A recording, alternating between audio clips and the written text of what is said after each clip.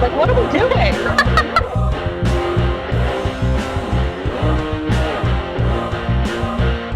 Corey Graves, the ignorant slut. Cannot pronounce the word coup de grace. He says coup de grace. Hello, everyone, and welcome to This is a Takeover. I'm Shelby Ray Patterson. And I'm Gina Belmont. And we're here to review AEW's Forbidden Door. Whee! But before we get started, how are you doing, Gina? I'm all right. How are you, my dear? I'm good. This is a very interesting show that we're about to do for multiple reasons, right? For one, this is a huge super show. Mega. I mean, I feel like calling it just a regular pay-per-view is not like worthy of it. I mean, this is breaking barriers. Yeah. This is companies coming together that have never worked together. This is people who everyone like dreamed of wrestling against, like matches that were just like dream matches finally happening. And I agree with you. It's way past just a pay-per-view. This is big stuff here. Yeah. This is game-changing stuff for the industry. Agreed. And a lot of people are saying that this is the best, like one of the best AEW pay-per-views in its history. And I honestly can say it is up there for sure. Definitely. So, I mean, basically New Japan is something that we don't really have great access to here in the States. Yes, right? that is true. And I will say that the lead up to this show was not very stellar for me. With a lot of other factors as to why. Yes, there were multiple factors but for yes, that. So agreed. like the main one obviously is all of the injuries. And listeners, I said that I was going to make a list of all of the people that were injured. That guy in the audience did. That poster sure did. I forgot about Get the well poster. soon poster. It was great. Guys, there was AEW fans, They're amazing. they are so good at making these signs.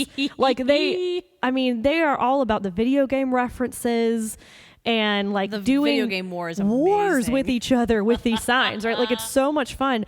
But like this one was by far, I think, the best one I've ever seen. It said "Get well soon" in big, huge letters, and then in the tiniest print imaginable, like just big enough for you to be able to see that it was something. Like to decipher that there was something else written and it wasn't scribbles. It was literally every single person on the injury list for AEW. It made me giggle so hard. Oh. But it's true though, because I was going to make a list and more people were added to that list. Like within the last 2 days before the whole thing. Even after the pay-per-view. Oh like my people who were gosh. injured going into this. Or coming out of it. Right. Or coming out of it. Like it was, oh my God. It was so many people. So the card itself a month ago looked completely different than what we actually saw. Right. Astronomically. Which, I mean, at the end of the day, I'm not mad at because the show itself was, I think, the best version of what it could be for the challenges that they faced with it. Yeah. But the main issue that I have, because injuries aside, like sometimes injuries can't be helped. Yes. Right. And I know that's going to be a talking point that we'll get into we're later. going to get into a good discussion about that. But injuries sometimes can't be helped. Yes. But when you have a promotion that your core audience, most of them do know, right? Because AEW fans are not regular wrestling fans. They're not normal marks. Right. Like they are fans who know their pro wrestling, right? They are not just casual WWE fans. They are hardcore. We know who every single person on this card is. We know their stats. We know everything about even the last trunk color they wore. But they have this group of people, which I think you and I fit into this mold, right?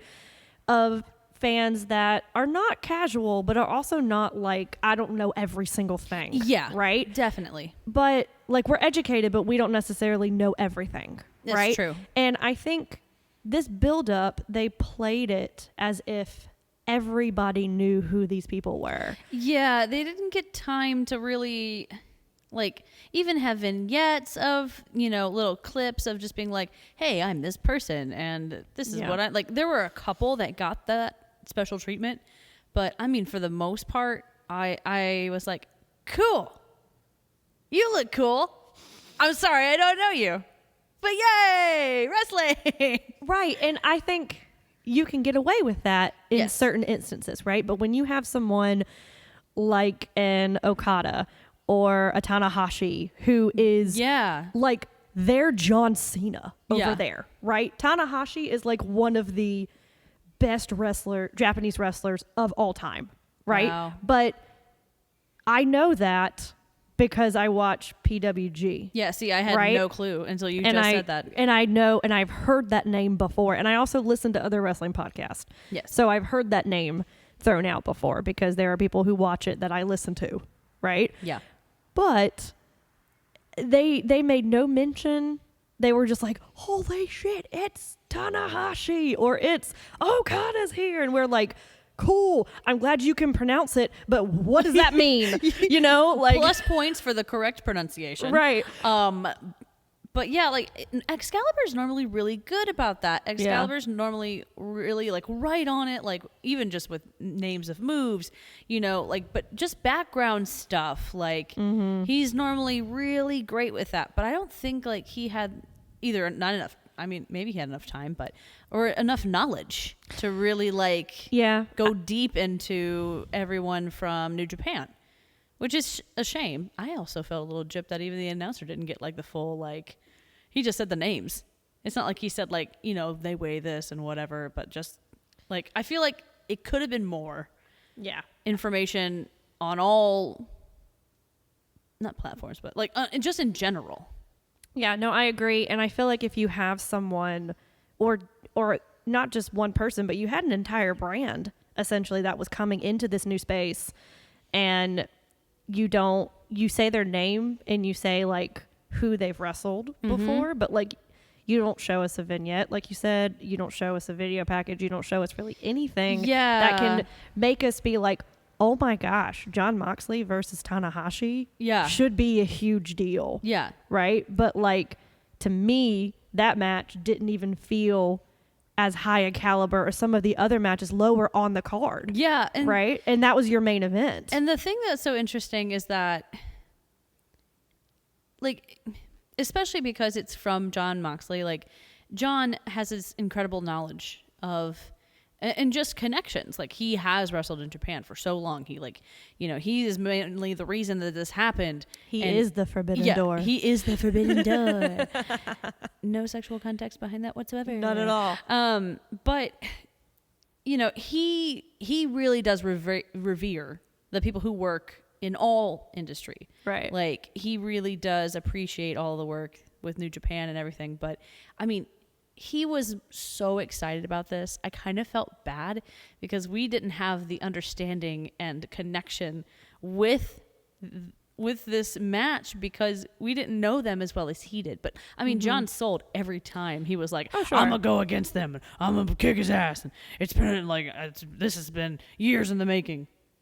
Yeah, I agree with you. And I feel like a lot of the wrestlers did that in backstage vignettes and everything. Yeah. But I don't know. And again, I think we are in a minority. That's here, fair. Right? Which That's fair. We totally understand that. And listeners who are very familiar with New Japan and were like super stoked with all this, I'm like, that's awesome. But I was also super stoked about this without really knowing who these people were. And that's good marketing as well. Yeah, like, that's true. I mean, so it's a double-sided coin, honestly. Right. Like, it's a catch-22.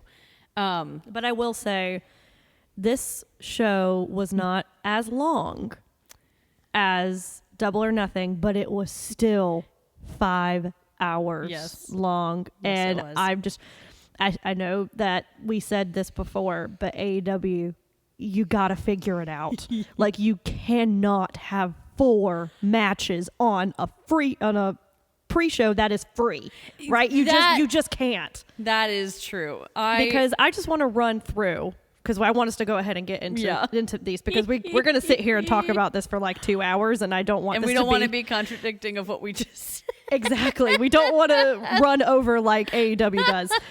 So you heard me right, listeners, 4 matches on this pre-show. Now, granted, I am happy that like it wasn't just an hour of people sitting at a round table discussing every single match, right? Like, we don't need to hear that, right? WWE, we don't need to hear that. I don't care who it is, right? Except unless it's the Irishman. Well, okay, sure, but that's it. But other than you that, would no. just hear him read the phone book, okay? So we Take had that, dogs.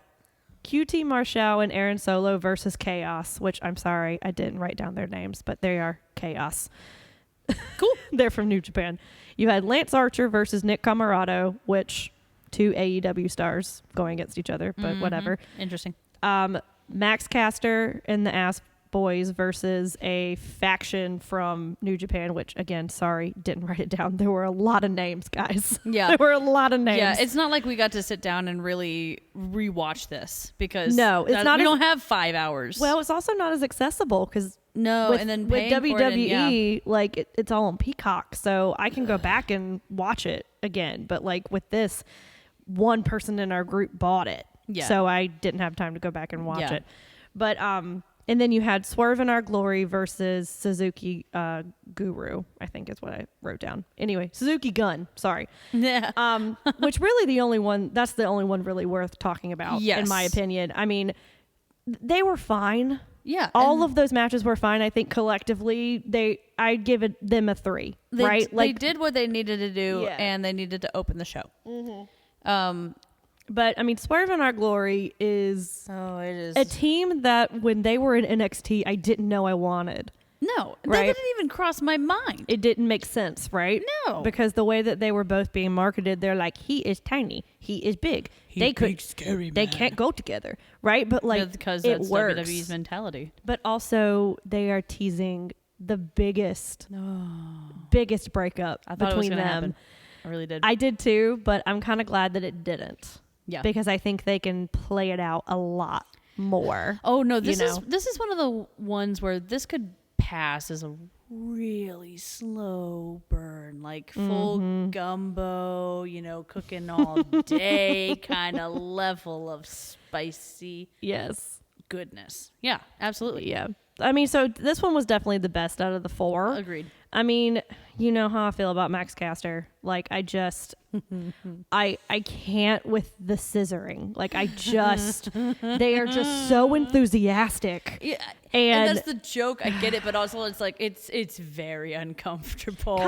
It kinda is. And I mean, I get the whole rapping thing. Like, it's his gimmick, and he is a good rapper. Like, I know he writes his own stuff, and that's great and everything, but cool. I just when he comes out and says listen, I just want to be like, no. I don't. What's that? Austin Powers? No. No. I don't want to listen. I will not. My brain will turn off, actually. Immediately I ignore you. Immediately no. Just no. It's a no for me, dog. But yeah, so that was basically the gist of the first 4. I mean, you can go watch them if you want. It's free on YouTube, but there wasn't anything that like completely stuck out to me where it's like, no, we got to talk about this. Like, yeah. I mean, the character build for Swerve in Our Glory. But that's like really honestly all I can really think about. That which again, all of those could have just been on a Dynamite. Yeah. Like any of the ones.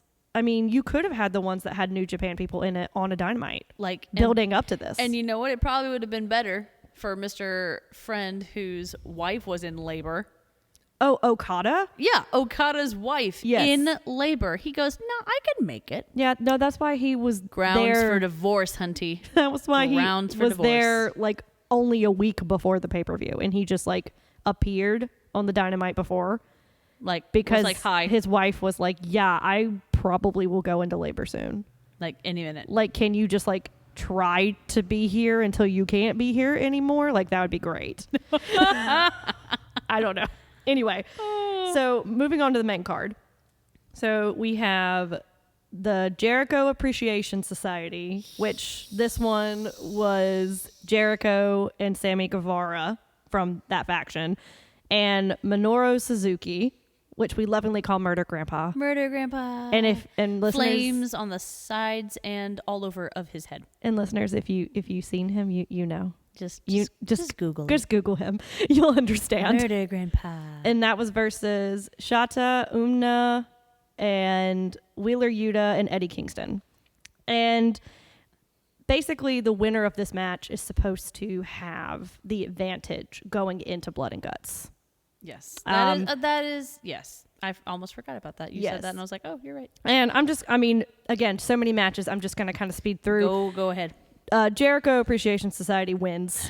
So now they have the advantage going into Blood and Guts, which, the heels always kind of get the advantage going in. So you kind of thought that was going to be the case. Every single time where they've had a stipulation like that, they've gotten it every single time. Mm-hmm. So it's like, yeah, okay, whatever. Which is fine.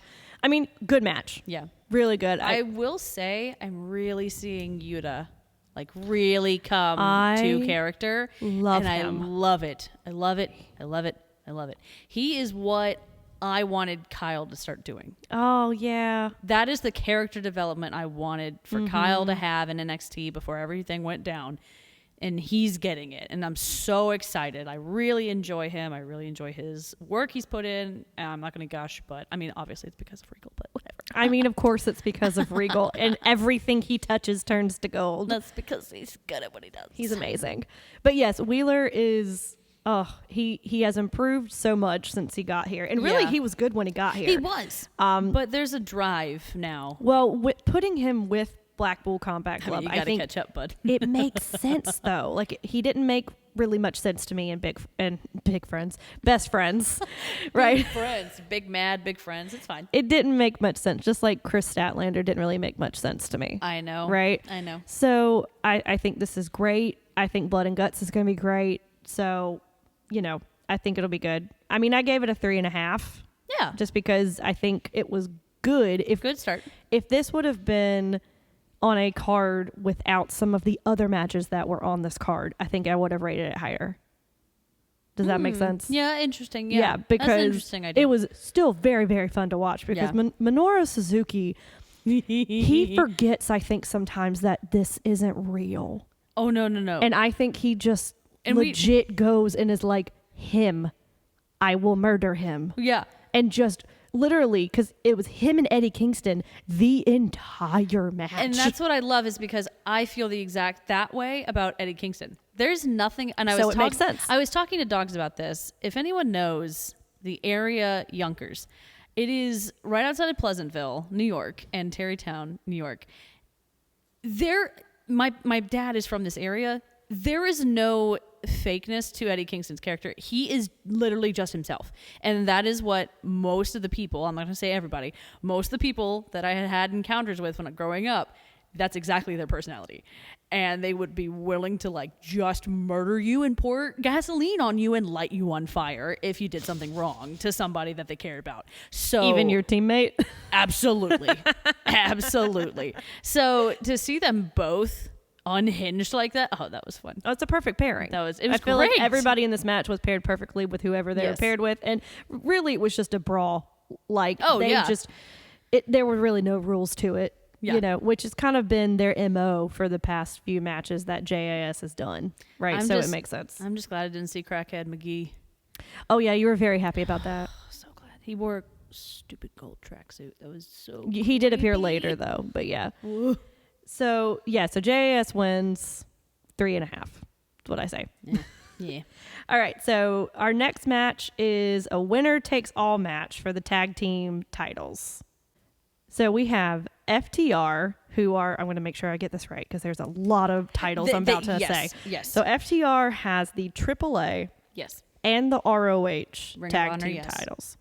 Then you have Jeff Cobb and Great O'Khan, who have the IWGP tag team titles. Mm-hmm. And then you have Rocky Romero and Trent Beretta, who are Roppongi Vice.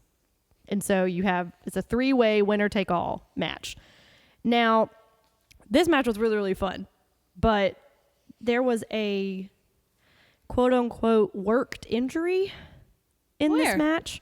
So, it was like a main plot point of the whole match. So sorry, Dax Harwood gets injured, and isn't not a lot of attention is brought onto it. So basically, he gets injured about like at the very beginning Honestly, of the match, within the first 5 minutes, and something with his shoulder, and he just rolls out of the ring, and doctors come and they look at him, and then they just quietly kind of take him backstage. Yeah, and the announcers are saying, "Hey, like Dax Harwood is injured, so he may not be returning." Yeah, and so you have Cash Wheeler, who's just like running the ship by himself. He's like, okay, bye. So he's taken to the back, and then about 3/4 of the way through, Dax comes back out, shoulder taped up. Yep. And they go forward and end up winning the match. So they now have the oh god. They have the ROH, they have the AAA, and they have the IWGP. Yes. So the only thing that's left that's under this AEW umbrella now is the AEW tag titles, which the Young Bucks have now. So I think that's what it's leading up to. I think that they're going to do a whole Kenny belt collector thing. Definitely. Where they're going to have all 4 tag titles. They're not going to have enough arm room for that. But what's going to happen is they're going to have 2 on their waist. Oh, there we go. And then 2 on their shoulders, right? 1 on each shoulder, because that's kind of how Kenny did his. That's fair. Right? That's fair. So I loved this match. I thought it was really fun. I just felt like with the worked injury, which people are still not sure whether it's real or not, because he was taped up during the press conference. He had ice on his shoulder, and Dax tweeted about something about a separated shoulder. So no one really knows if it's real or not, because FTR is really good at their jobs. They are. Right? So I mean, we were there the night that Cash almost died. Almost lost his life? Yes. Yeah. Because literally almost bled out on the floor. Yeah. So I think this is really great because AEW has an incredible ability to do that. To just truly make me not know. And after having watched for years where we can sit there, drink a few drinks, and go, oh, this is happening, and it's going to happen in like about 5 minutes. Like with WWE, like this is such a breath of fresh air. Yeah, for to sure. sit there and be like, I don't know. And it's fun. It's fun, right? Like it's fun to speculate and be like, is he really injured? Yeah. Is he going to be able to compete? Like, are they going to have to relinquish any of these titles? The whole MJF thing alone was like the start of that. It's a huge mindfuck, really, because you're just like, no idea. Yeah, you have no idea. But I felt like it was, maybe this was the plan all along before all of these other injuries came about, because the way that they told this, I feel like it really helped the story of the match, because everybody popped so hard when he came back out. Yeah. Right? So it can work. Yeah. Like a worked injury angle can work. It has to be sprinkled in. It cannot be every other show. Right. It has to be very specific, and it has to fit the story of the match. Yeah, and I feel like this did. Crucial. Yeah. Yes. But it felt weird with all of the other legitimate ingetries that were happening. Yeah, like it made me scared. But we'll talk about that. Maybe that heightened the realism. Yeah. I don't know. It's getting a little method for me. A little bit. But yeah, so our FDR has all the titles. Woo. And I mean, I gave it a 4. That's a solid. That was really solid fun. 4. Really fun. So then we move on to a brand new title that has come about. So this is for the AEW All Atlantic Championship. So this is Pac versus Miro versus Malachi Black versus Clark Connors. Which fun. Can we just give it up for Clark Connors for a second? Slow clap for Clark. Can we just pour one out for him, please? Because again, this was not the original opponent. Nope. I can't tell you the name of the person. This was Mm-hmm. number 3? This was the third person to be in the slot. Also, I find it's really funny that they included New Japan in this tournament when Japan doesn't touch the Atlantic Ocean. But it's okay. It's fine. It's okay. Matthew may have brought that up as well. So, but they have to include them because this is a New Japan event. So I understand. But that got a lot of technicality. Yeah, that got a lot of giggles from everybody on the internet. So, I mean, he did a really good job for having like a week's notice about this match. I mean, and apparently he is like the Orange Cassidy over there. He's pretty cool, man. Like he is really popular, I but liked not him as a lot. not on the same level as like an Okada or a Tanahashi as like stardom, right? Well, see, that's nice then, because then it's like he'll get to go back home and maybe try things that he wasn't able to try before because of where the crowd saw him. Oh, sure. Oh, that'd be nice. So he got like a lot of exposure, I feel like, but also he was kind of treated like the Asuka of this match, where like everybody just kind of yeeted him out of the ring like every time he came back in. Oh no, He's got a hell of a spear though. It was really nasty. good. He speared, I think it was Miro through a table. Oh, it was so gross. It was perfect though. It was great. So I mean, this was, really, really fun. This was fun chaos. Yeah, and I'm so happy that Pac won, and he finally has a title. He finally has gold, and my goodness, does he deserve it? I mean, I can't remember during his WWE run if he held any of the secondary titles, but I don't remember him having a title since he won the NXT championship. No, he has not. Yeah. He was really close in the beginning of AEW's run, because he was one of like the big guys in the beginning, and then everything with COVID happened, and so he was stuck over there, and it took him a long time to come back. So I'm glad he's back on his feet, and that they're giving him exactly what he deserves. Because Absolutely. he's so good. And you could hear the pop from Newcastle, man. I'm sure everybody over there was going nuts. Like, yay. I love it. I mean, he's great. So, talk about watching the AEW show late then. oh God. Oh, I know. I follow. Ew. There's this group in the UK called Wrestle Talk, and I love listening to them. And they are over in England, and they do live reactions of all I've been of these seeing shows. some of their videos, because I Yes. think that they were one of the ones, but I'm not going to say anything. But I think they're one of the ones who reacted, and they were like, not as excited as me, but very sure. close. Yeah. So they do all of these live reactions for these pay-per-views, and I mean everything happens live over here in the States. Like it's still late, but it's like quote unquote reasonable, right, for a weekend. Manageable. Manageable. That's a good way to put it. It's manageable. It's like, can you imagine starting this pay-per-view? No. Over in the UK, like Absolutely they get not. done at like 6 a.m. There's no way. Like it's insane. And Anyway, then walk into work. No. no. It's a hard no burrito, my dude. So yeah, Pac takes this one, and really, really fun. I also gave this a 4. Oh, definitely. Yeah, this is one that you guys need to go back and watch if you haven't seen it. It is very fun. There were a lot of matches on this card that I feel like were multi-man matches that on another pay-per-view I would have been like, okay, this is too many specialty matches, but like for this pay-per-view I felt like it worked. It has to be. Yeah. Well, for you to be able to get everyone that you want to get on this card, you have to do matches like that. Yeah. So, moving on, we had our next, speaking of multi-man matches, we had El Phantasmo and the Young Bucks, and that was the Bullet Club representation versus the Dudes with Attitude, which was Darby Allin, Sting, and Shingo Takagi. Who came up with that one? Which I don't know, but I didn't like it. No.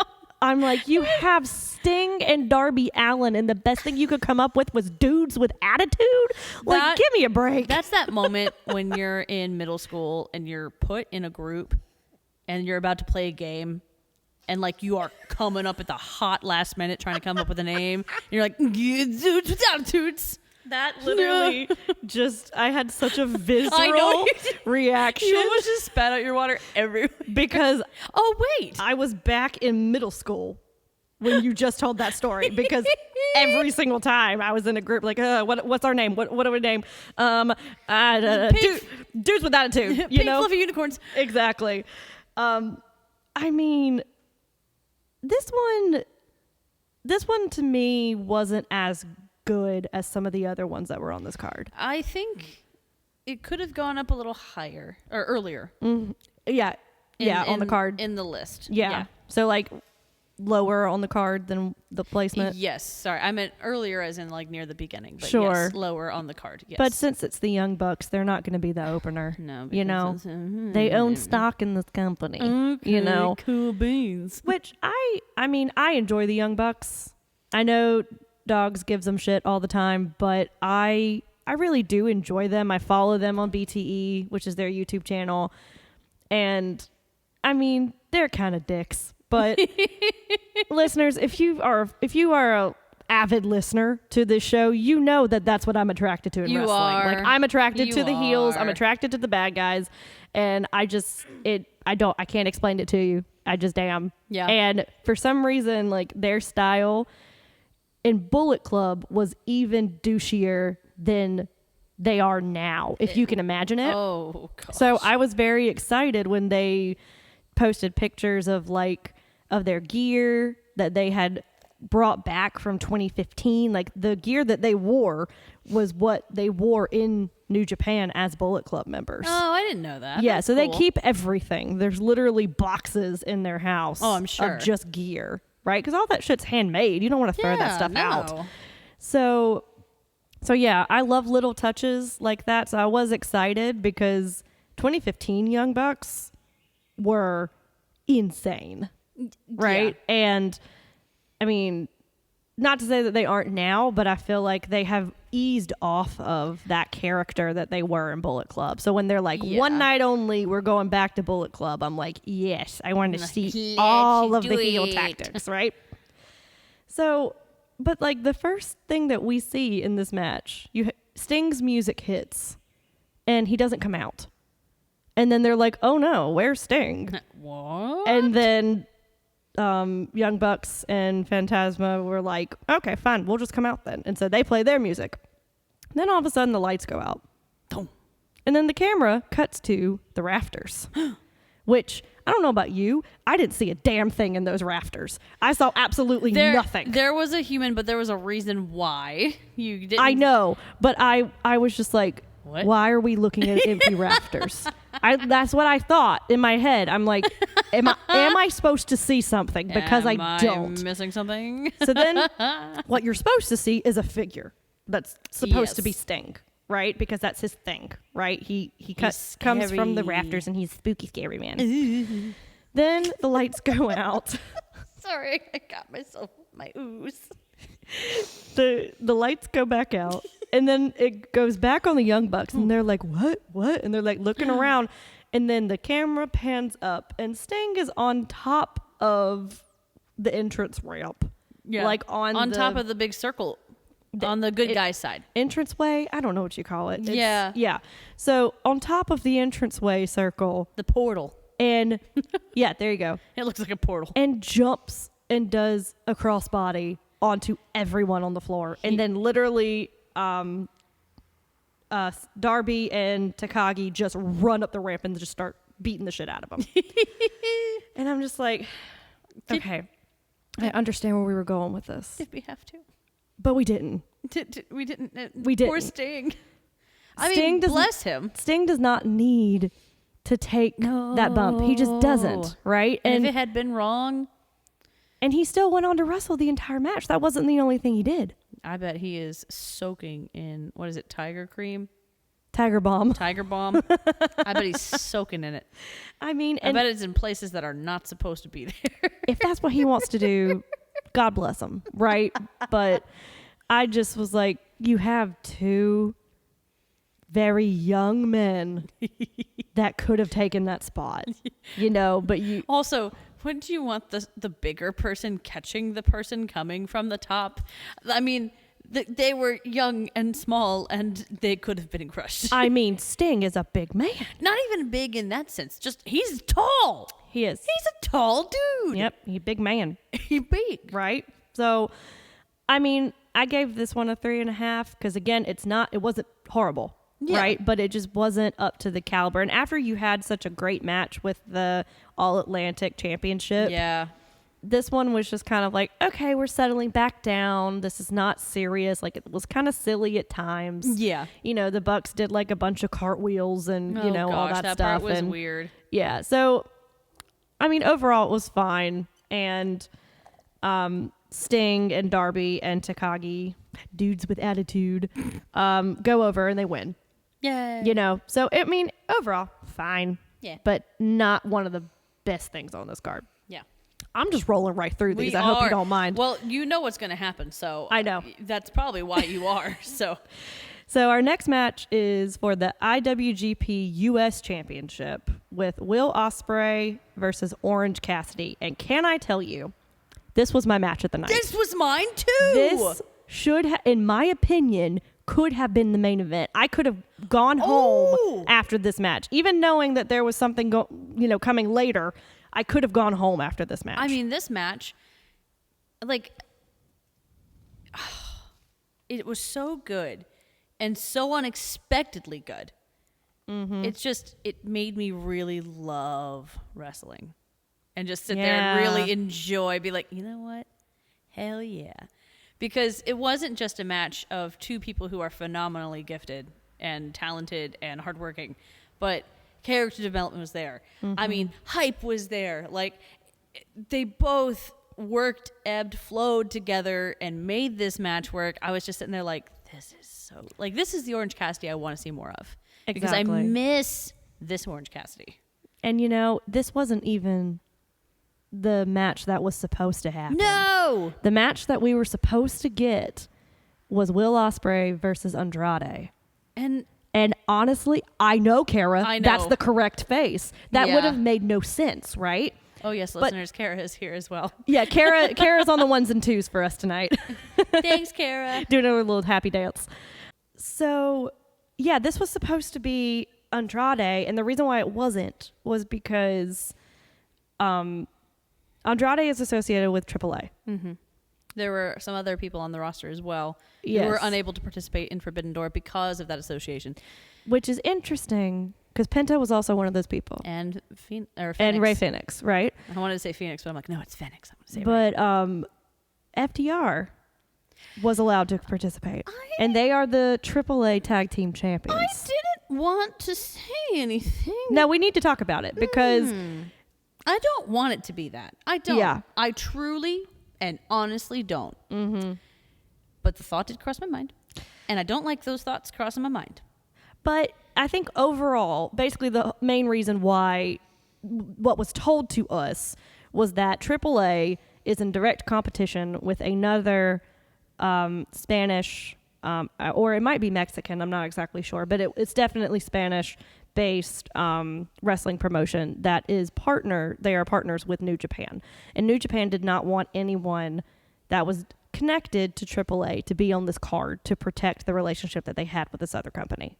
Right? So that's why Andrade and Phoenix and Penta were not allowed to be on this show. So the only reason that they were allowed for FTR was because they had title belt. Yes. And they were slated to win the IWGP belts. Right? Which was the only change of hands, really, that happened during this show. Yes. Because every other title stayed on its continent. Yes. Right? I don't know if you noticed that or not. I didn't until later, like yesterday. I was like, huh. But I think overall, all of that aside, yes, because that can be a whole nother episode that we can do. We could talk for hours. This match, I think, surprised a lot of people because no one, and when I say no one, I mean people who are quote unquote big in the wrestling world. Yes. Do not see Orange Cassidy as a main event guy. He's so good. Right? They see him as a comedy wrestler. Yes. Who does his sloth style gimmick, and that's all he's going to be. Kind of like how I think sometimes New Day is seen. Yes, right? Agreed. But they are in this category of you are the funny ones, you make the kids happy, you sell all of the merch, and stay over here. Right, some you can and let's go. Right, you can maybe dabble in some championships every once in a while. We'll give you the tag titles for sure. Yeah, right, yeah. Because they don't really matter as much, yeah. Right? Don't get but me any started, Shelby. Main titles, we'll give you maybe a little bit of a glimpse of it, but we're not going to let you hold on to it. Yeah, right. I mean, the battle for Kofi alone. Right, but I feel like Orange Cassidy really shut some of those people up during this match, because Will Ospreay is also one of the biggest names in New Japan and has been for a very, very long time. He's a douche, but he's a good douche. But again, I love it. Like, I just do. He is so smarmy. I won't lie, that curly hair is pretty nice. Pretty nice. And pretty nice. I think the way that he sold Orange Cassidy's moves, it's so important. Because I wrote down this. I said, Ospreay's facials sold Cassidy's lackluster moves. And what I mean by lackluster, I don't mean bad. No. Right? I know exactly what you mean. The energy that he puts behind his moves really isn't that much. Sometimes he'll have a burst of energy and he'll go crazy. But like when he gets like mad. Exactly. But most of the time he does the kicks or the like slaps or whatever. And thumb up. The way that Ospreay sold everything made you actually believe that kick hurt. And and not enough people do that for him. No. And that really gave me some respect for him, because if you think about it, he could be like, this match is beneath me. Oh, he could have been a total I don't need to do any of this shit. Like, I have a name over New Japan. Like, this is just a paycheck for me. I can just cut my check and leave. See, right? But he didn't do that. And one of the things that I talked about that I really appreciate, the stakes in acting. Like, everything has to have high stakes or nothing's going to work. Yeah. New Japan is at a level of mastery, in my opinion, when it comes to understanding stakes within the world of wrestling. Every match, it's like, I am going to die if I don't win this title. Exactly. It's like somebody's got my family in the back all tied up and roped up and they got guns to their heads. Like, everything is that important. So I think that's what worked so well for Orange Cassidy, is to have a partner who understands like how to take the circumstances that you're in and just go with them and make them better. Yeah. And I think I was so excited to watch it, but I was floored. I was floored at how beautifully that those two work together. And I know Dogs was crapping on me. He was like, well, he's not going to be flying, like high flying, which is fine. Like, I would love to see that. We're going to see it. I know he really wanted to show Kara that. I want to see those two. We'll go sit down and we'll watch them, Kara. It'll be fine. Honestly, y'all just go look up on YouTube Will Ospreay. Yeah. Like, you will be able to see all of the high flying shit that he's talking about. And he is very famous for that. And he really didn't do a lot of that in this match, but I didn't care. That's the point. I am a fan of Will Ospreay because, again, PWG. Yes. Right. And I have seen a lot of matches where he goes crazy flips, right, and does crazy stuff. I did not care that I didn't see that in this match because of the storytelling that you were saying. And because he's a good wrestler who can adapt at the drop of a hat. And that is what I think is the reason why I have very specific loves of wrestler types. Like, any wrestler who is able to adjust, like, move, ebb, flow with anyone is just as important to me as someone who can do flips and back, like somersaults and shit. Sure. Like, I gained a lot of respect for Will Ospreay after watching this match. Yeah. And I mean, this one, match of the night for me, it was a 5. Like, I can't help it. Like, it was I was hoping so you'd give much it a 5. fun. I didn't see hardly anything wrong with this. If I did, it was very minuscule. I didn't even care if I did. Yeah. I was so enveloped. I was so involved in everything that was happening. It was great. It was such a good match. And, I mean, Will Ospreay retains, but...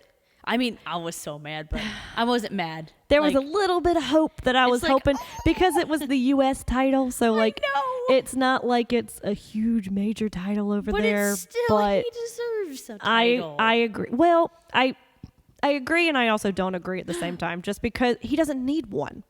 Fair. I don't think he needs one to be elevated, honestly. That's true. So if he were to get one, I think it'd be cool. But that'd be fun. I think that he is fine where he is right now, and I don't think he needs a title. But it would have been kind of cool. It would have been really cool. Would have been a big swerve to be like, hey, now, like, our secondary title is now on this show now. Which I think that's what this show was missing a little bit, was I mean, since none of the titles really changed hands except for the tag titles, you don't really have that swerve of like, oh, is it going to show up over here, or are they going to go to Japan, or, you know, whatever. Yeah. But maybe there'll be more of that in the future. I think so. Yeah. I think this partnership has only just begun. I hope so, because, yeah. All right. So we're at the match. Okay. Listeners, I am going to take off my headphone and I'm going to walk away and I'm going to be in the corner of Kayfabe Outpost 1 and you're going to understand why in a second. Okay, while she's doing that. Also, rip to anyone with headphones. Yeah, that's why you're going back in the corner. Yep. So while she's doing that, making her way to the corner, I'll set this match up. So we have Zack Sabre Jr. versus Bryan Danielson's mystery opponent. So basically what happened was Bryan Danielson is, of course, injured, right? Like everybody else. And he was not cleared to compete at Forbidden Door or Blood and Guts, right? So, yeah, so everyone was upset about that. But he's like, no, but wait, guys, it's totally fine because I have a mystery opponent that is going to not only come and take my place at Forbidden Door, but is also going to take my place at Blood and Guts because this is going to be a new Blackpool Combat Club member. And so, of course, everyone is like speculating and like getting all excited, and Brian's like teasing it, and he's like, well, I'm a heel, so I'm not going to tell you. You're just going to have to find out. Yes, the hint was the best technical wrestler in the world. That's what he said. That's who was going to take his place. So we get to this match, and Zack Sabre Jr. makes his entrance, which Zack Sabre Jr. is great. He's a great British man and very great chain wrestler. And then everything gets a little quiet. And I wonder if you can actually hear you over there. That'd be really funny. So it gets quiet, and then all of a sudden, everything turns a little bit red. And then the Swiss flag pops up. Yay! I was right! Claudio Castagnoli is all elite. And all is right with the world in Gina Belmont's life because her husband is now all elite. I'm so excited. I mean, listeners, sorry, let me put my headphones back on. Yeah. I mean, we kind of all thought that this was a possibility, right? And I prayed, y'all. I prayed. I will give Gina credit, y'all. She called this. I did. She said he's gonna debut at Forbidden Door. He's gonna be there. The best part was he wasn't supposed to. Nope. He was not supposed to. But I think my will was so strong. Wait, did your will injure Bryan Danielson? No, wait, don't say that. No. Wait, no. That was strong. That was strong, and I'm upset now. Oh no. No. But, oh my gosh, y'all, when I say I blacked out for a little bit because I fell to the floor crying. Yeah. I got so excited. I did. I screamed. And I want to go ahead and publicly apologize to Chris Barnes' left ear. Specifically the left ear. Because please don't sue me for any further possible damages that could come from the utter, I don't know, blood-curdling scream that came from me of pure joy and excitement at seeing my husband debut. But I am sorry, and I'm sorry if you are having a hard time hearing now from it. Dude, he looked so happy. He looked so happy to be there. He looked like he was radiating like thousands of rays of sunshine. And he looked relaxed and calm and confident and cool and this is a trend that I see happening with a lot of ex-WWE people who come over to AEW and debut. Yes. There's just a relief on their face that I think people are excited to see them. Honestly. Right? Because you had it with Ember Moon. or Athena, right? Yes. You had it with a few other people, and I feel like you had it with Claudio because the look on his face was just like, shit, they remembered me and they're excited I'm here. And the pop that he got. I think I cried harder the second time when I watched it because Monday morning I literally put it on repeat. Like just his entrance. I shared it on every single one of our social media accounts because the pop was deafening. And I will say, this is something that I kind of have a criticism for with AEW as a whole when they have debuts like this. The first thing that we see as an audience at home is the crowd. Oh, but it built so well. I know, but I don't like that. I want to react when the crowd reacts. Like I want to pop just as hard, right? Oh. But we didn't know for sure until we saw the Swiss flag up there. See, I have to disagree with you. And here's why.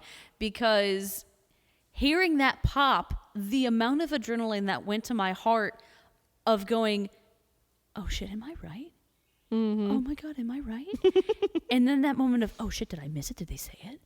And like the conflicting moment, and then just the turn and the pan, that's when I started crying. Sobbing.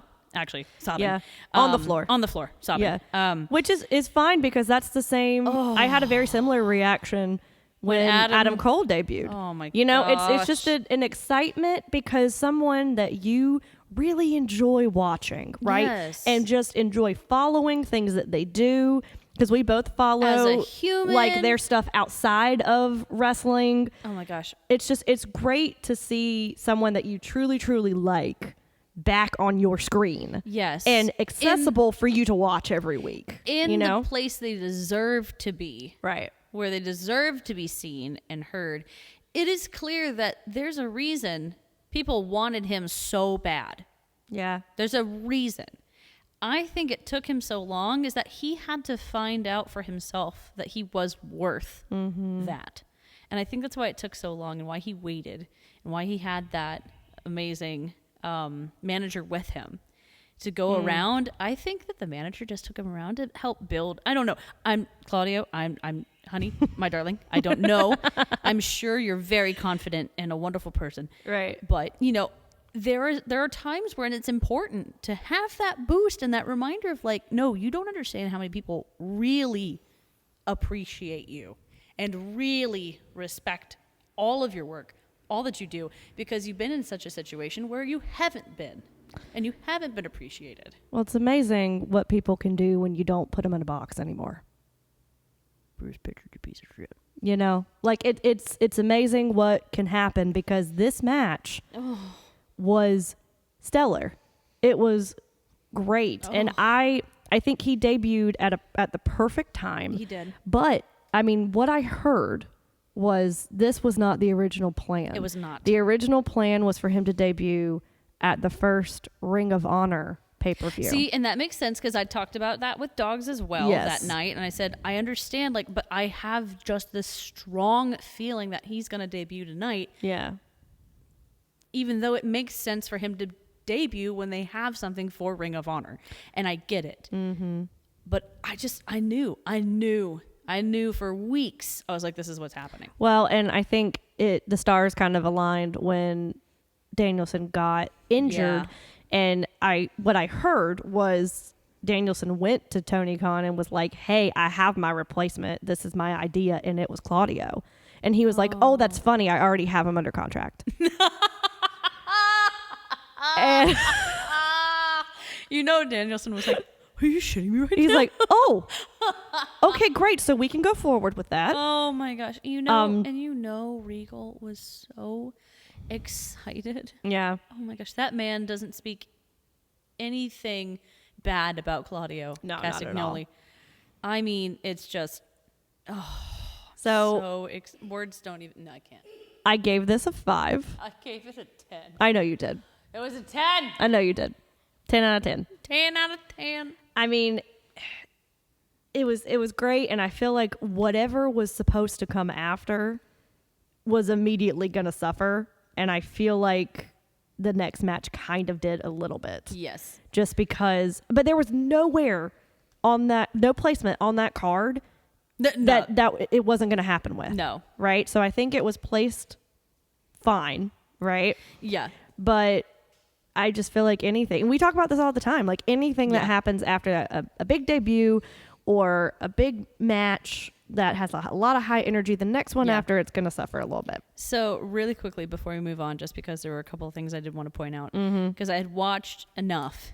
So point number 1, if you go on YouTube and look up Claudio's and like entrance music, it has a name. It does. It has a great name. It's my favorite thing in the world. What is it? Uppercut Swingphony, because it's so good. Yeah, it's because pretty great. he has to have a pun in everything he does. Yeah. And it made me so happy. But then the last thing, because I watched 2 videos the next morning on Monday. The first one was just watching him come back and like enter, make his entrance.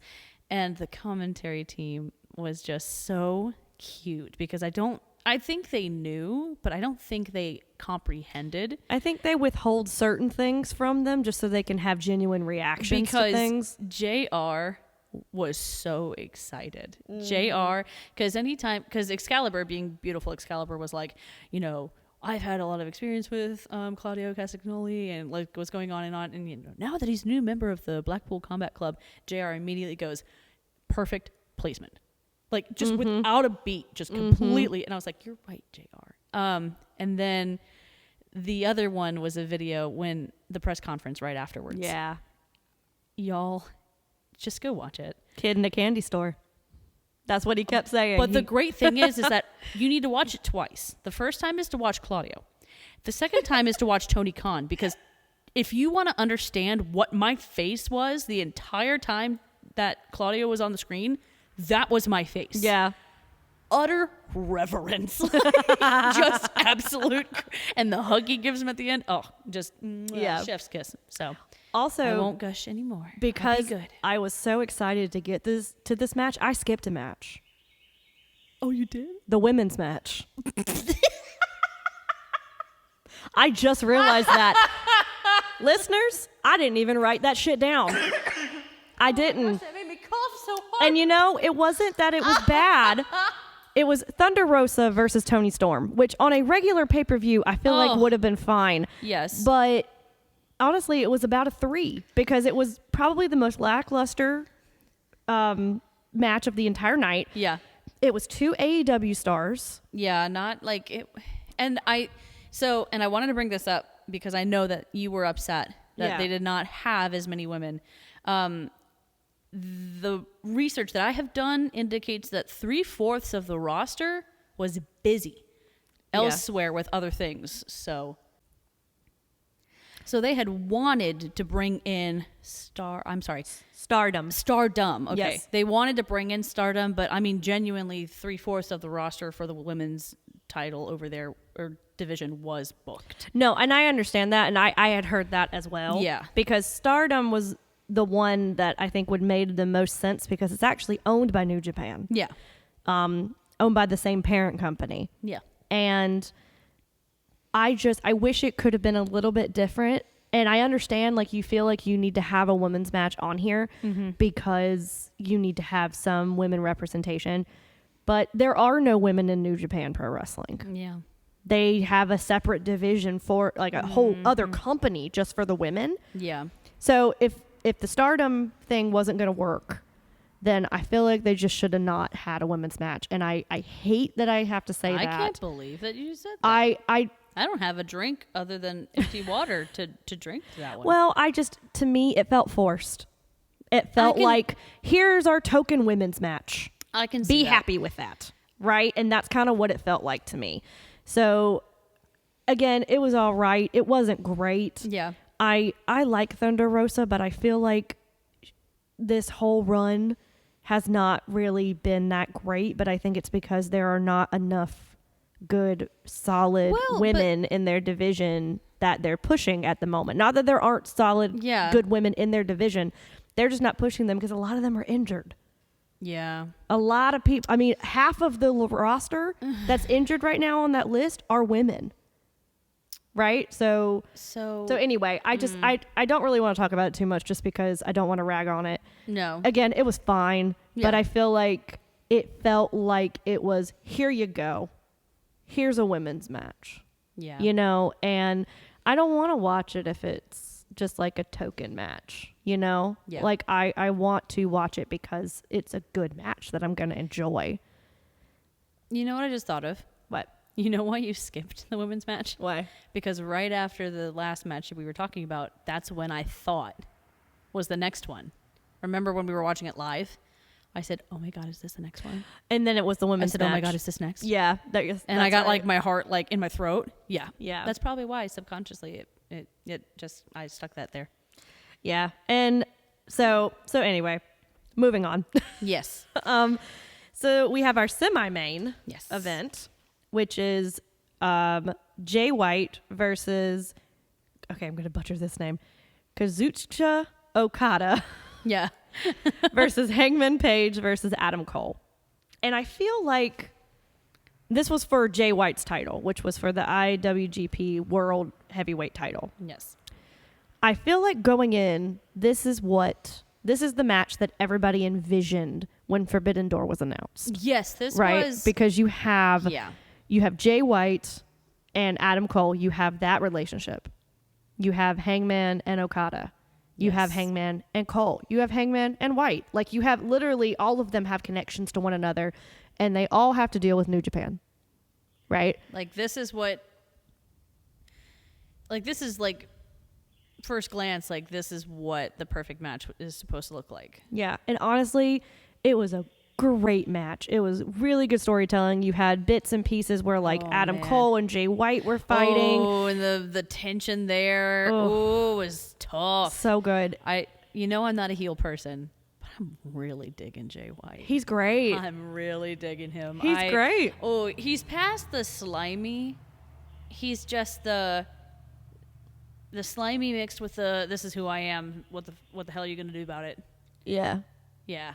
Very like, I know I don't want to say this. I don't know if it's a slur or not, but very very limey, right? Is that a slur? Is that a British slur? Sorry, British listeners, if you're listening. I'll be honest, I don't know that one. Okay, well, I'm sure we'll be educated later. Cool. But very slimy, like, yeah, I like Iago. it. Yeah. Iago from Shakespeare. Absolutely. That's exactly who he is. And they have a lot of characters like that over in Japan. That's because they focus so heavily on character development, which is why everything works so well. That's why the storytelling is so great. And that's why the storytelling in this pay-per-view was so great. Yes. Was because of that. And I think you can only learn from that. Suck on that, WWE. And I feel like I'm torn with this match because I love Adam Cole so much. You do? Right? Like, he is one of my... He's number one. Yes. You top can just say tier. it. He's number one. Yes. He's number one wrestler husband. He is. He has surpassed Finn. I'm so sorry, Finn. I'm so sorry. I'm so sorry. He gonna come get you. None of them listen to this show. Let's be real. None of them are going to know about any of this. Claudia will. Well, yeah, you have a supportive one. But yeah, he is top tier wrestling husband for me, right? And he does so much good stuff outside of outside of AEW that like he's just a good person overall. He really it is. feels like it, right? I mean, whatever he may be on the inside, I don't know. I don't know the guy. But like what he presents to the world is very wholesome and very nice, and I really just enjoy it. That being said, however, I feel like going into a match injured is a bad idea, no matter what the injury is. I don't. Right? Because he has been injured for a while now, and there have been multiple injuries that he has been dealing with, just like Kenny Omega, right? And he has been sidelined and been on commentary for a while. His last match was in May, right? When he was announced that he was going to be, like when it was announced that he was going to be on this card, I was really nervous. Yeah. Because one, he hadn't wrestled since May. And two, he's supposed to have a shoulder injury. And it's very clear that it's real. Yeah. Right? This is not a worked injury. Otherwise, it would have played out in the match, right? And see, I think this is a perfect way to segue into this conversation we've been planning on having. Yes. So, at first, when I started thinking about it, my concern was that somebody was not training these wrestlers right. But the more I thought about it, almost all of these, people who are injured are veterans, have been doing this for a long time, know what to do, know how to take care of their body and where their limit is. So then it got me thinking, if somebody backstage is being too hype of a hype man to push people to go, oh snap, it broke. So, yeah.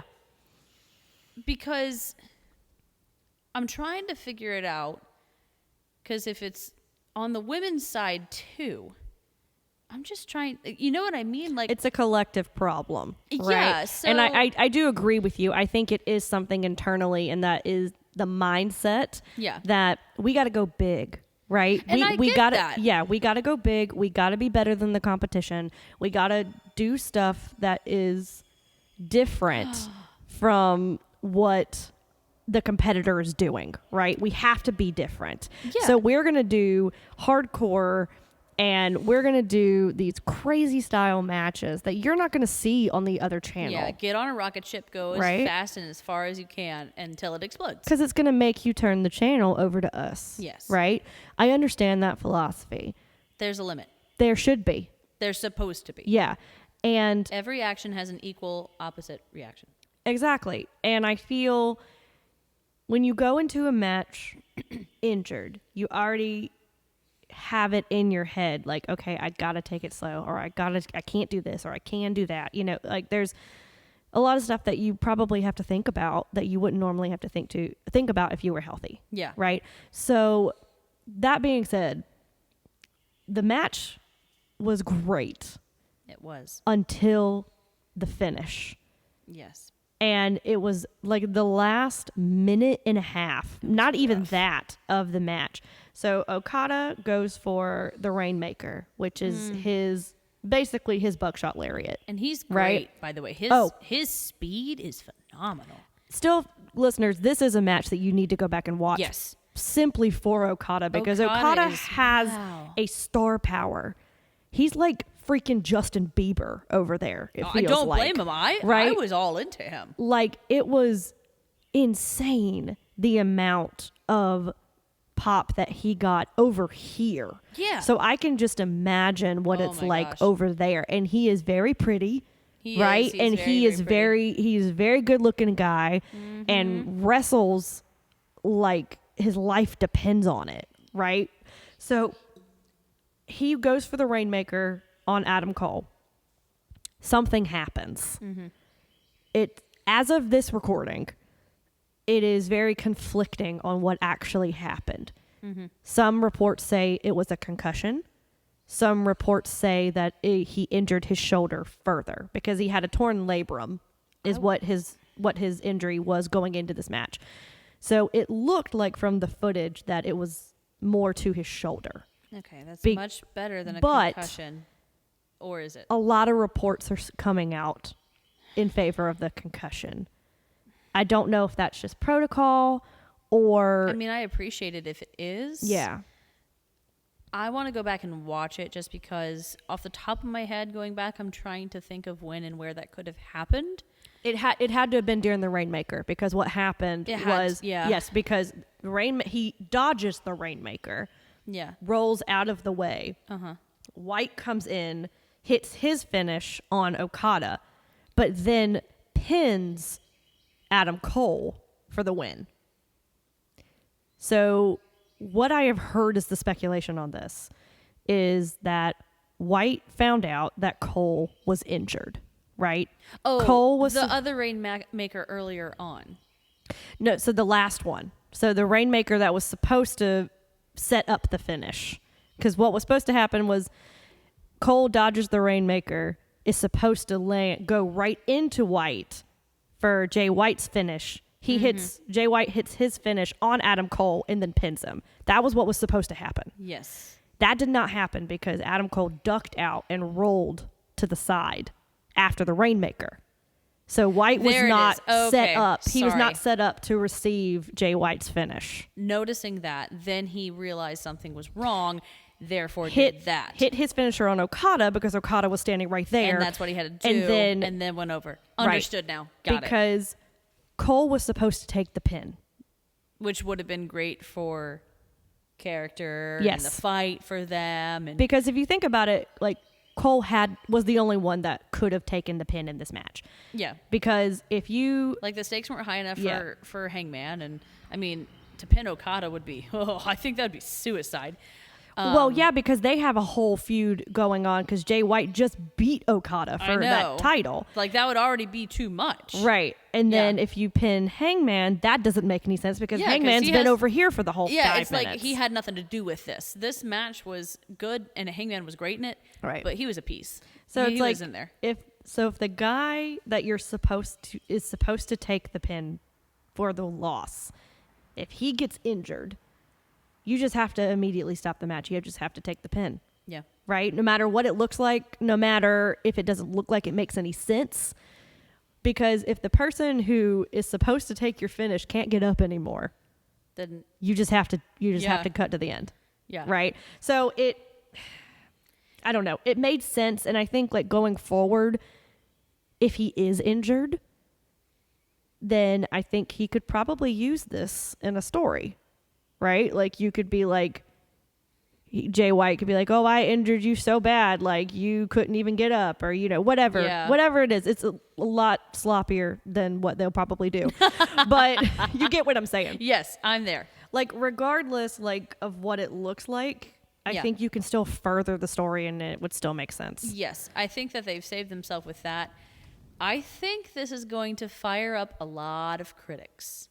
Mm-hmm. And this is going to fire up a lot of shit talking on the internet about how they can't keep their talent, you know, safe. I think it already has. And I think it's only going to get worse if Adam is out. Yeah. To have your main people out. Yeah. That many people out, that's not good, man. Well, because you have Punk. Punk is gone. Is gone right now. Danielson is gone. Omega has been gone for a while. Lord have mercy. Cole potentially gone. Yep. You have and then a whole list of your undercard that's also gone too. Yeah. You know, Athena's hurt now too, isn't she? I don't know. I haven't heard that one. Oh, okay. Sorry. That was. She might be. I don't know. Let's just add to the list.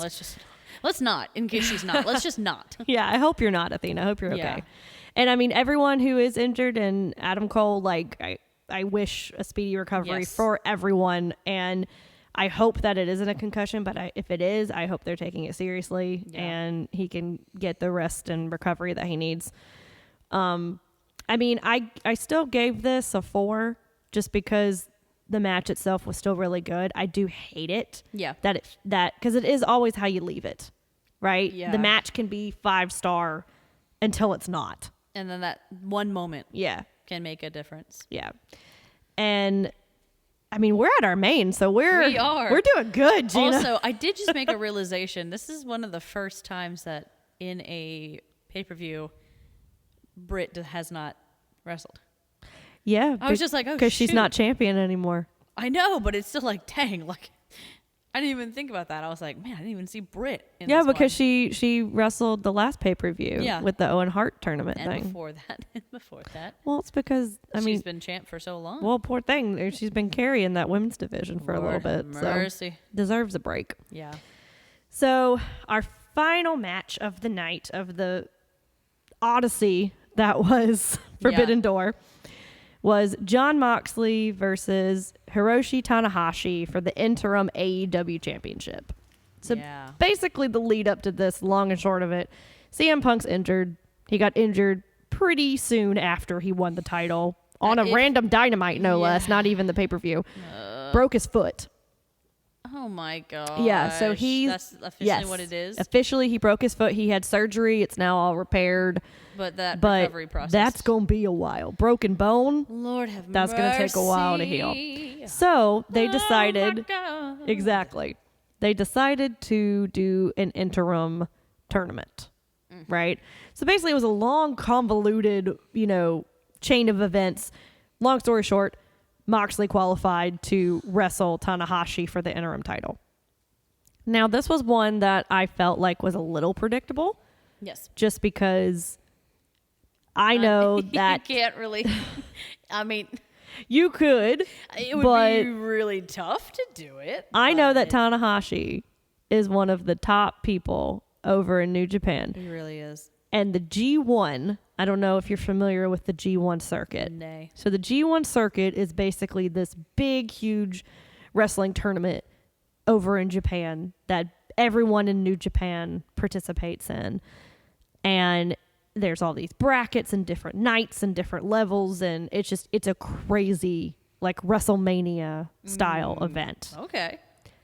Tanahashi is involved with the G1.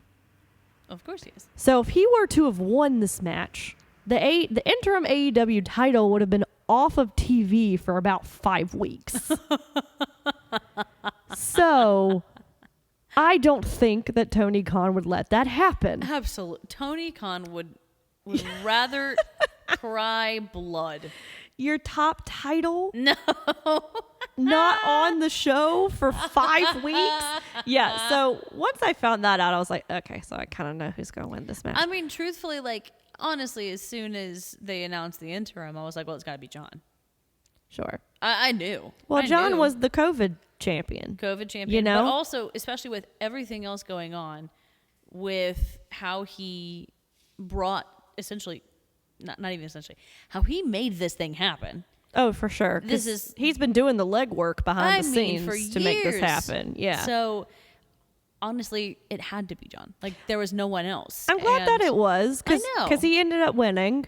Yeah. And so John Moxley's the interim champion right now, which probably means he's going to hold it until Punk gets back. I mean, truthfully, that's what it's got to be, because if I they give it to someone else, that's going to cause a whole ton of shitstorm. Well, it depends on how long Punk is gone. Yeah. I mean, I'm sure they're going to be like, okay, we'll hold it out as long as we can. Yeah. If Punk has to go past that, they might just drop him from it and make him do it all over again. Maybe. I don't know. Because at that point, if, like, I don't think that the audience will forget, because it's CM Punk. No matter... Whenever he comes back, it's going to be a huge pop. Because I know that Wardlow is ready to challenge him. Yes, but yeah. And so it's like, that's already there, and it was set up a while back, but we'll see. Honestly, we'll see. I will say with this match, I felt like, I don't know, there was a lot more blood in this match than there needed to be. John, you have to save some of your blood for the literal next pay-per-view, which is, or not pay-per-view, but event, which is blood and guts. I think what happened was he didn't mean to cut that deep. Well, no shit, he never does, but he does it every No, time. but this one was he hit something because it was a gusher. Like, it just literally. I feel bad because I can't gauge anymore. I can't. Yeah, I mean, I know you can. I sit there and I'm like, damn it, John, you did it. Damn it, John. Like, come on. See, I'm not a fan of blading. I just think it's really dangerous. Yeah. And I feel like for this match, it really wasn't needed. Well, the spot for it too, it was like, okay, like if he had like been yeeted like onto that horrible ramp that causes everyone injuries. Sure. Like, and he face plants right onto it like Cody did, and like, then there's blood everywhere. Like, sure, whatever. But every time John does it, I know he's not trying, but he'll always do the clunky roll off the edge. Mm-hmm. The camera's like awkwardly like above, but not fully on him. And then he comes up, and I'm bleeding. And it's like, but John. This one, he came up and it looked like he dunked his face in Kool-Aid. Like, it literally, there was no reason for him to be bleeding that much 5 minutes into the match. It looks like he went way too low, because normally, like, it's supposed to be where your hairline is, but for John, I mean, sorry, John, that's not really. You can't hide it very well. That's not really an option for you. But like blood, but it looked like he just like went and like when he went down, maybe he hit it. Maybe. Like, I don't know. I'm not gonna speculate, but yeah. There was no need for it. Yeah, because Tanahashi didn't have any blood on him at that point in the match. John's got a thing with it, and I'm sure Renee is like at home just being like, I just want one match, babe. Like, one where you don't blade. match. Just one. I just want to talk to our girl about one time how you don't have to hurt yourself. Well, he's a pro wrestler, though. Yeah. You know, like every match. Well, there's intentional and then there's wrestling injuries, but I mean, blood aside. blood aside. I do feel like this was a good match, but this one was also suffered from the lackluster build. Yeah. From this Well, because Tanahashi, again, I know I keep saying this about a lot of people on this card, yeah. but that's because they got the top people to be on this They card. did. With obvious and good reason. Tanahashi is the cream of the crop over there. Yeah, he's right. And if we had he's just top guy. a little bit of an inkling, like just something So- that advertised him as being like, this is a terrible analogy, but the Elton John of wrestling over there, right? Like the epitome of wrestling, right? Oh, now I'm imagining him with the big star sunglasses. Yeah, but the and- hair makes sense though, Okay, right? that's true. So the funny thing is that right before the match, there was actually a really great little segue that they had about, like, you know, because John very clearly has wanted to go against this man for years. And he's like, I know you're avoiding me, and I know that you're just scared. Right. And then Takahashi was like, I haven't been avoiding you. I've just been waiting for you to get on my level. And I was like, oh snap! Get him! Like, That is true. I forgot about that. I was like, oh snap! Like, it was a classic good promo. But I understand, like, I would have loved to have seen more videos of him with other matches, you know, stuff like that. But I did giggle at that one because I was like, man, that's just about as classic wrestling crap talk as you can get. I was like, you're not good enough for It's me like, to wrestle it took me, you know, only about a year to get popular, but it took you about 4 years to even get on my level. So it's like, I love it. got him.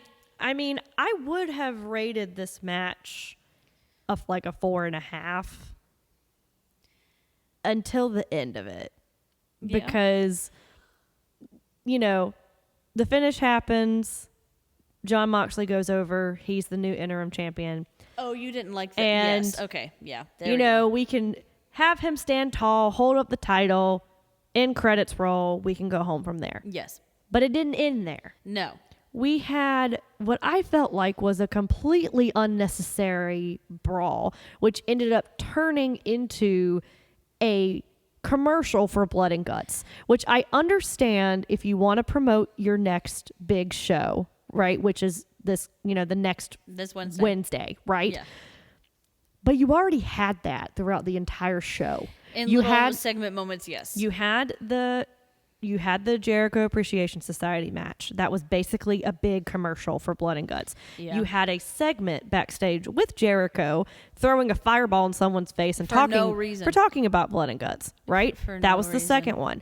You had Claudio's debut, which they talked nonstop about Blood and Guts. How he's going to be in Blood and Guts and all Right, of that. exactly. Yeah. You didn't need to have a brawl at the end where everyone who's going to be at Blood and Guts come out. You could have just ended it with Jon Moxley having his moment, standing in the middle of the ring and basking in that glory, right? So, like to me, it didn't make much sense. I see that. I also at first felt that way, but I'm really interested because all of a sudden when Kingston comes out, he's talking shit at Claudio. He's True. cussing up a storm. I'm sitting there like, what the hell? Like, what's going on? And apparently they've got beef. They do. Which I didn't know anyone could have beef with Claudio because he's a good human being. But if they had taken out every other possible segment from the beginning and kept this, because there was character development and stuff like that, would you have felt differently or would you still have been upset? I think if this segment at the end of this match was when Claudio debuted. Okay. I think I would have been less upset. That's fair. But since he had debuted earlier on the card and had a match that basically promoted Blood and Guts, that's why I had an issue with it. That's fair. It would have made more sense to me. Not that I wouldn't have wanted him to wrestle. Oh, I'm not saying that at all. But I'm just Don't make saying, me get up out of this chair. if that's what you are going for at the end of this pay-per-view, because Claudio ended up coming out and helping He did. the baby faces have the advantage. Well, baby faces in air quotes, if Yeah. you can count John Moxley and Eddie Kingston as baby faces. But apparently what is it? Anti-hero? Anti-hero, Yeah. sure. But yeah, so I wasn't like, it didn't ruin the match for me, and it definitely didn't ruin the pay-per-view for me, but I don't feel like it was actually necessary. I feel like you could have ended the show with Moxley in the center, basking in, the championship glory, and, it would have been better, I think, in my opinion. It would have ended the show a little bit better. It felt a little raw. It felt like something SmackDown. that I have seen on the end of a Dynamite for the past 3 weeks. That's fair. That's a fair assessment. I'd give you that. I was already going to watch Blood and Guts. You already had me. Yeah. You don't have to keep, you struck gold. You don't have to keep digging, right? Like it's fine. Yeah. So I gave it a 4 for this match. I Yeah. would have given it a 4.5 if the brawl didn't happen. Ooh, harsh. But, so I think overall, and I don't know, you can say different if you want to, but I gave this pay-per-view a 4 overall. I felt like it was... I'm trying to not be biased, and I'm doing the math minus how I feel about Claudio. Are you going to give this a 5 just because Claudio debuted? No, I'm going to be a responsible adult, damn it. That's fine. You do what you want to do. I'm doing the math in my head. I'm staring off into the corner. I didn't do math. I just said a number. Yeah.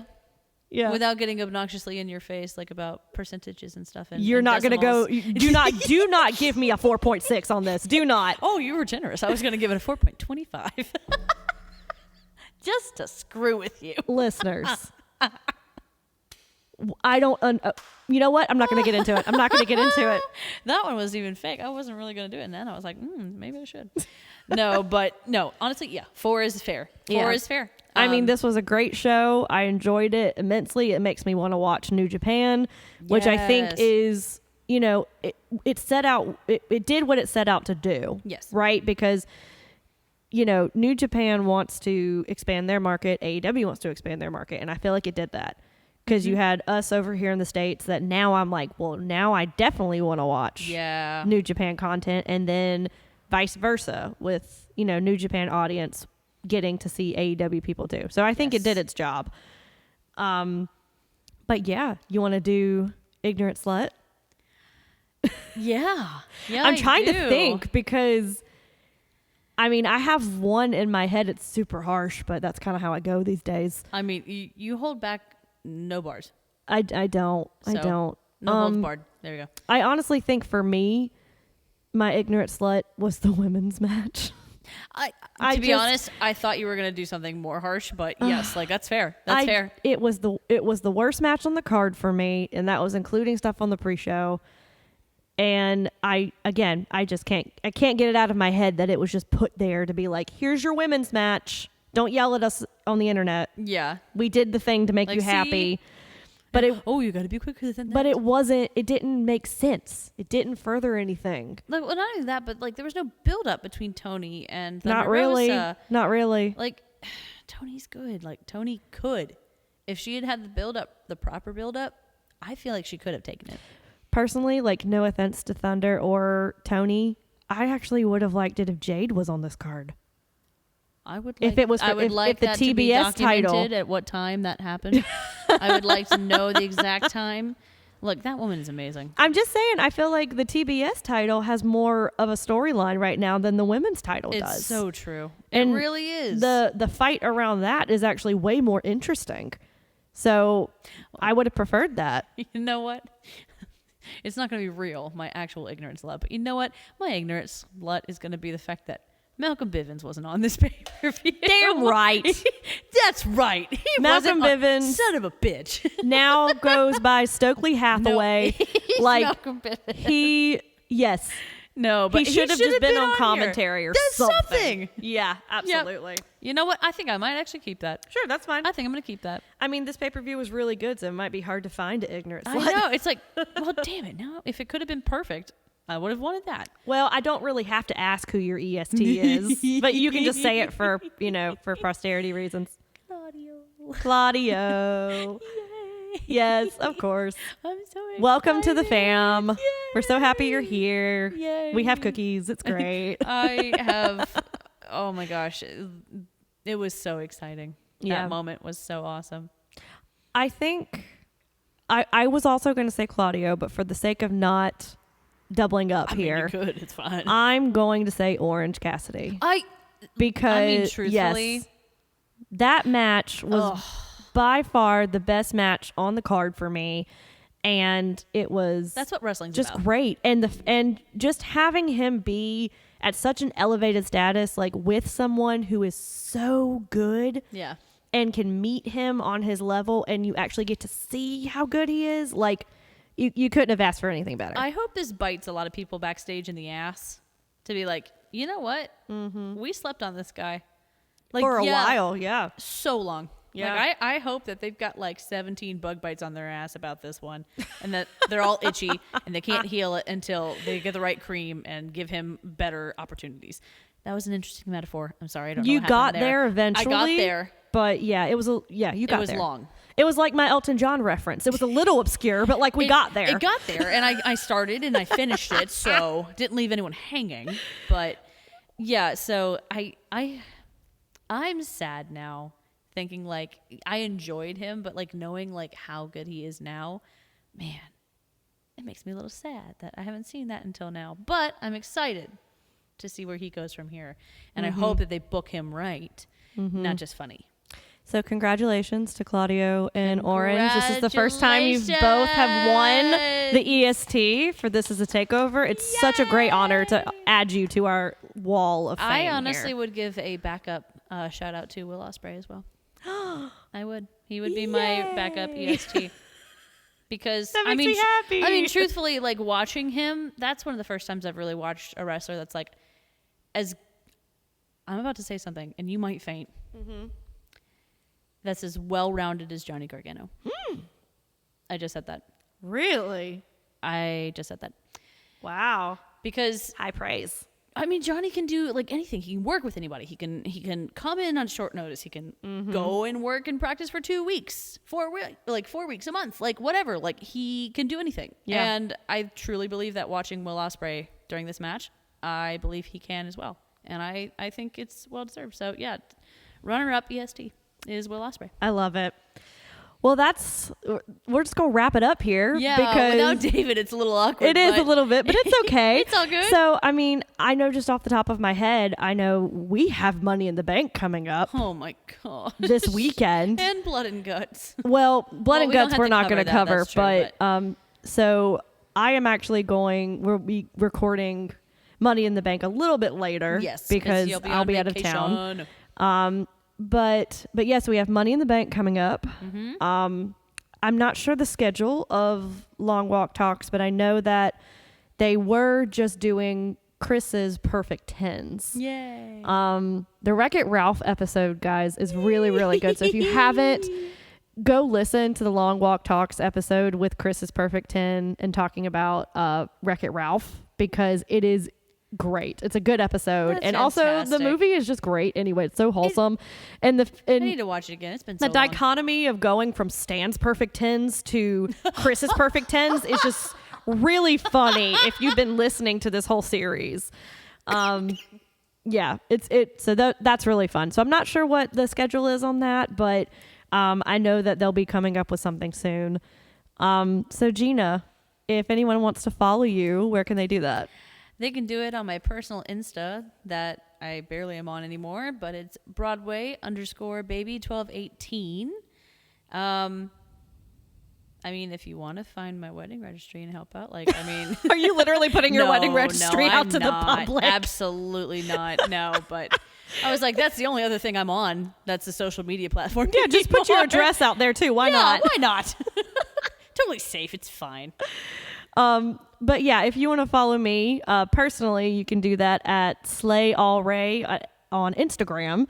And if you want to follow Long Walk Podcast in general, you can do that on Facebook with Long Walk Podcast or Long Walk Productions. On Instagram and Twitter, you can follow us at... Oh, sorry.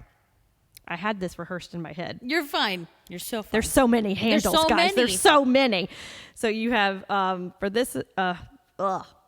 This is great. This is great content. I love this so much. This has been such a long episode. My mouth is tired. David, don't isolate that.